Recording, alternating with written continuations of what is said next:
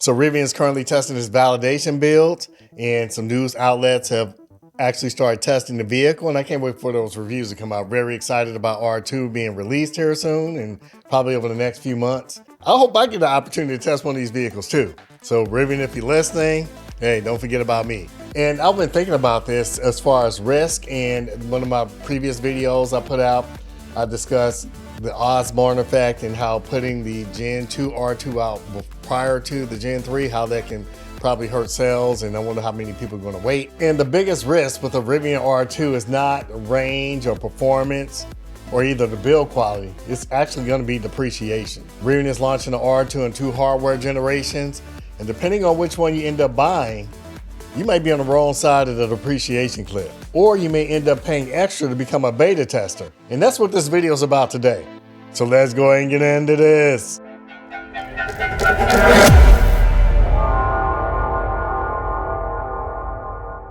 Rivian is launching R2 in 2 distinct hardware generations. Gen 2 comes first, and it's probably going to be out around June.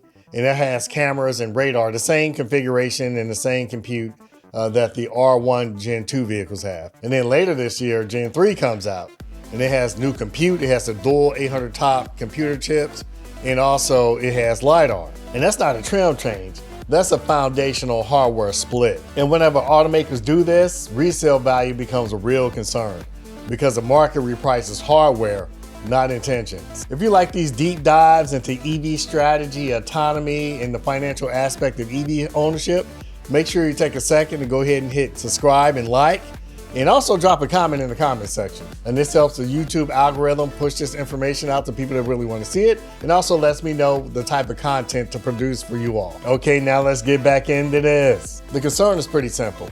Once Gen 3 launches with Lidar, then Gen 2 can seem like it's an obsolete vehicle almost instantly. And when perception changes, resale value can drop pretty fast, even if the car itself hasn't changed at all. That fear is pretty reasonable, but it actually rests on a pretty big assumption. It assumes that Lidar automatically translates into better owner capability. And that's not a guarantee. This is where most conversation stops and where the real discussion begins. So let me explain. Lidar is extremely good at measuring depth, but measuring depth does not automatically unlock consumer features. In many autonomous systems, Lidar is used as a ground truthing sensor. The vision system makes an educated guess, also known as inference. So it's inferring depth based on an algorithm or either machine learning. Lidar acts like a measuring tape that confirms what's actually there. That data is used to train and validate the model. And once the model learns, every vehicle can benefit, including those without Lidar. So that means that even if you purchase a Gen 2 vehicle, these Gen 3 vehicles with the Lidar, that's going to really help speed up the improvement of Rivian's autonomy base. And in return, the Gen 2 vehicles also receive that benefit, if that makes sense. And this leads to an uncomfortable possibility. Gen 3 buyers may be paying more, not for better day one capability, but to help Rivian refine autonomy for everyone else. So all other versions of the vehicle, including the R1 versions of the Rivian with the Gen 2 compute. And in that scenario, they're not future-proofing, they're ground truthing. And they may not see a meaningful capability advantage over Gen 2 owners for quite a while. And here's where it really gets interesting.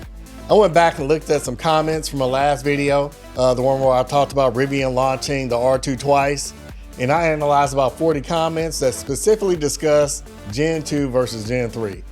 And the audience was clearly split, and we're going to talk about that. So about 40% of the commenters said they were planning on waiting for Gen 3, and their reasons were pretty consistent. They want future-proofing. They want Lidar hardware. They want the new computer architecture with the dual 800 top chips. And some also want to avoid the first batch issues. I know I'm one of those. I don't like to get the first version of a vehicle. I like the bugs to be worked out. Let's go over a few of these comments. I was planning on buying R2 when it came out, but I want to wait for Gen 3. I want the Lidar version. And another person said, I'd rather wait and have upgrade support longer. Another person said, I'll wait for Gen 3 so the early bugs get worked out. So it's clear that this group is prioritizing hardware longevity and peace of mind. And now here's the other side.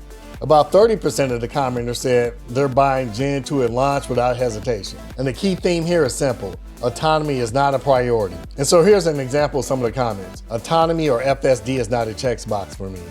I don't care about Lidar. I just want the lowest cost R2. Gen 2 autonomy is plenty good enough. This group values cost, availability, practicality over future autonomy promises. And this split actually reinforces the core argument of this video. Because if Gen 2 buyers don't care about Lidar, and if Gen 3 buyers may not see immediate exclusive benefits, the resale gap between Gen 2 and Gen 3 may not be as big as a lot of people fear. Resale doesn't follow hardware specs alone. It follows real-world usefulness. If Gen 3 doesn't unlock obvious must-have features right away, such as hands-off, eyes-off, or point-to-point navigation, if Gen 2 continues to perform well, then Gen 2 may age surprisingly well. In that case, Gen 2 becomes cheaper upfront, close in real-world capability, lower financial exposure, and possibly the smarter value buy. And therefore, the resale cliff only happens if there's a big divergence in capabilities between Gen 2 and Gen 3, not just the hardware. So the real risk looks like this. Gen 2 is a perception risk. Gen 3 is an economic risk because you're paying more for an uncertain benefit. Gen 2 buyers risk optics, and Gen 3 buyers risk paying to mature the platform. Neither choice is automatically wrong. And here's the final verdict. If Rivian uses Lidar primarily as a ground truthing tool, which is very plausible, then Gen 2 owners may end up getting the most autonomy upside without paying the Gen 3 premium. And that doesn't make Gen 3 bad. It means that hardware does not equal capability. And resale value will ultimately follow software parity, not sensor count. So now I'm going to ask you directly, which camp are you in?